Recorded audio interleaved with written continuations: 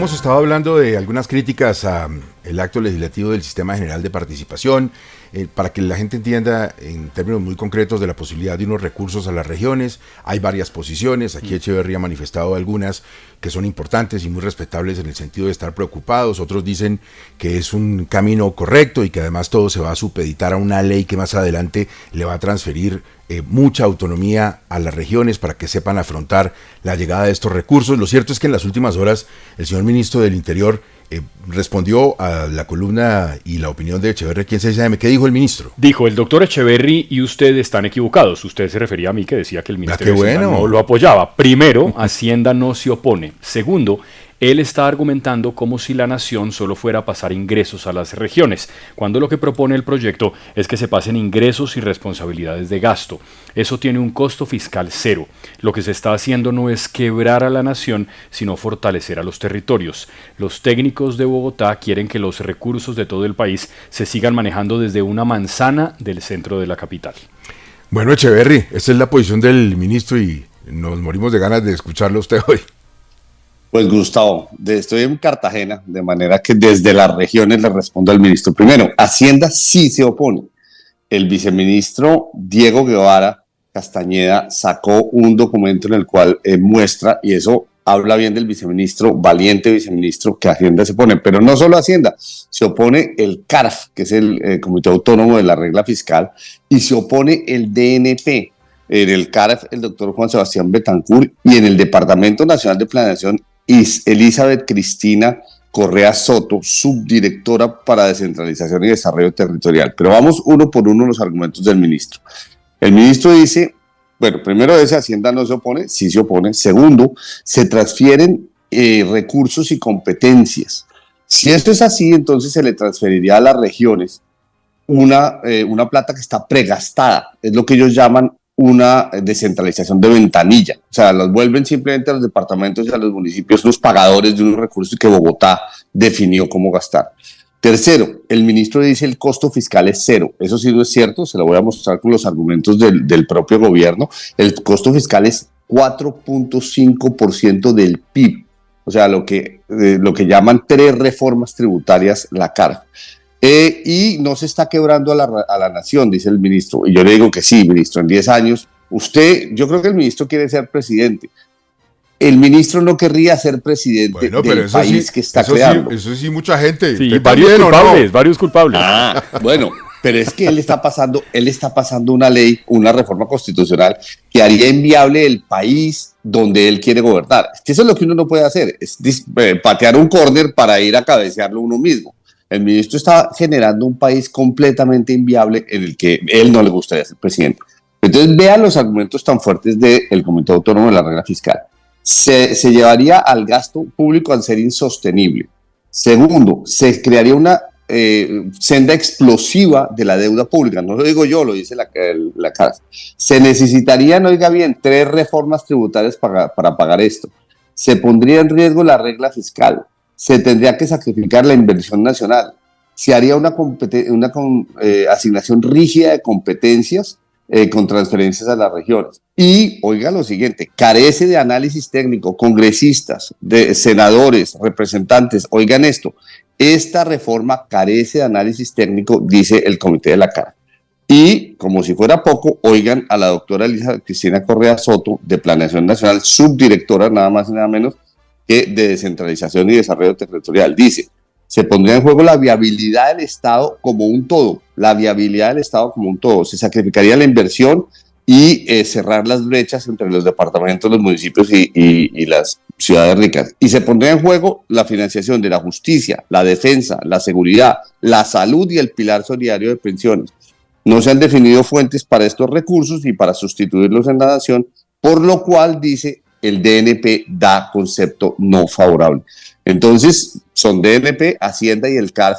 No es Juan Carlos Echeverry, es el propio gobierno, pero yo, pues como economista, exministro de Hacienda, le digo al ministro, porque lo quiero, lo aprecio y le tengo mucho respeto, ministro y senadores y senadores y representantes, esta reforma es un despropósito, sería temeraria y sería mandar a Colombia por un desfiladero. No lo hagan, echen para atrás, por favor, este esperpento de reforma a las transferencias o, como usted llama, al sistema general de participaciones, que es una reforma constitucional. Echeverry, porque el ministro de Interior otra vez se ha pronunciado. ¿Cómo es el rollo? Claro, es que, profesor Echeverry, me cuentan que el lunes en el Consejo de Ministros volvieron a hablar de este asunto y que el Ministerio de Hacienda modificó un poquito su posición con respecto al documento del viceministro Guevara y han emitido un comunicado que ya le puedo enviar en el que básicamente dicen que el acto legislativo puede ir de la mano con un proyecto de ley de competencias que permita transferir funciones y que garantice la sostenibilidad fiscal, como queriendo decir que se pueden arreglar algunos puntos controversiales y que si se arreglan, el ministerio puede apoyarlo.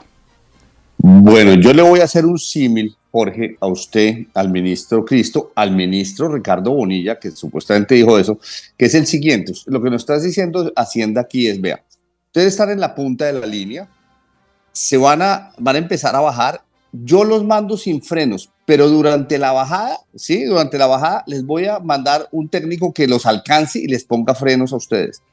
¿Quién se arriesga a poner la familia en un carro bajando sin frenos por la línea? Eso es lo que van a hacer ellos. Ellos después decir, no, es que con una ley arreglamos esto. Una vez cambien la Constitución, una vez manden al país por esa senda de gasto, digamos, desaforada, bajando la línea sin frenos, ¿quién después con una ley que es un acto inferior a la reforma constitucional, con una ley que quién sabe cómo salga, le vamos a poner freno a esto? No, señores, así no se gobierna. Eso es ser completamente irresponsable. Uno tiene que empezar con los frenos. Pero aparte de frenos o no frenos, simplemente la nación, el país, no aguanta un aumento en gasto de 4.5% del PIB en este momento y en los próximos 10 años. Déjeme para cerrar esto. Hoy tenemos un déficit de 5.5 más o menos por ciento del PIB. Déficit. A ese déficit habría que sumarle 4.5, o sea, nos mandan prácticamente un déficit del 10%. ¿Qué es el déficit? Es como aumenta la deuda. La deuda está casi en 60%. Cada año aumentaríamos la deuda en 10%, o sea, pasaremos de 60 a 70, a 80, a 90. Esos son los números sencillos que hacen que un economista como yo y muchos economistas en los chats que estamos, pues obviamente discutiendo esto, vemos esto como el último puntillazo con el cual matarían la estabilidad fiscal del país, que es lo que nos ha diferenciado durante casi 100 años. Ministro Cristo, no haga esto. Ministro Ricardo Bonilla, no haga esto. Señores del Congreso, por favor, y señoras del Congreso, por favor, no hagan esto. A ver, Echeverry, yo creo que usted tiene la razón en que este es un debate muy serio que el país tiene que dar y no puede pasar de agache. Mire, usted es el que sabe de esto, yo no. Ayer me explicaba una persona, me decía, pero recuerden ustedes que esto, que técnicamente puede tener estas prevenciones de las que habla Echeverry, esto también suena en la cabeza de mucha gente porque hace 25 años hubo una contrarreforma que le quitó muchas platas, muchos dineros a las regiones. ¿Será por eso que mucha gente está sintonizada con esto, Echeverry? Claro que sí, y en esa queja tienen la razón, pero es que nosotros dejamos en cabeza de la nación, Gustavo, dejamos la salud, dejamos la educación, dejamos las pensiones, dejamos la deuda pública. La deuda pública y los bonos están en cabeza de la nación. Dejamos el pago de los militares y el ejército, dejamos el pago de la infraestructura, de las vías, de los puertos, de los aeropuertos. La nación, esa plata se le está gastando para crear el Estado Social de Derecho. A mí se me ocurre una salida, y pues obviamente yo la voy a escribir el domingo en el artículo en El País América, pero se la cuento ahora. No, pero cuéntela, sí, no. Anticipe el titular, el LIF. Yo sé que ellos tienen esas necesidades y eso es cierto. Departamentos y municipios, y sobre todo muchos municipios, 1000 municipios son muy pobres. Hagamos una cosa, cambiemos la reforma a las regalías y repartamos las regalías directamente a los municipios. Acabemos el sistema de los comités estos de inversión y démosle esa plata directamente a los municipios. Esa reforma que la hice yo, eso fue la mermelada que se repartió en toda la tostada.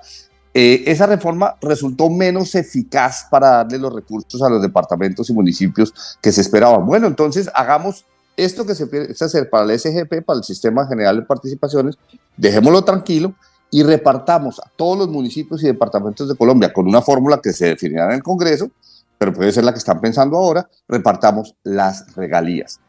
O sea, dejen quieto el SGP y repartan las regalías. No se pongan a poner en la nación 4.5% del PIB, porque no se puede, usted no le puede decir a su papá que gaste una plata que va a quebrar a la familia. Ese es simplemente el símil que es eficaz ahorita.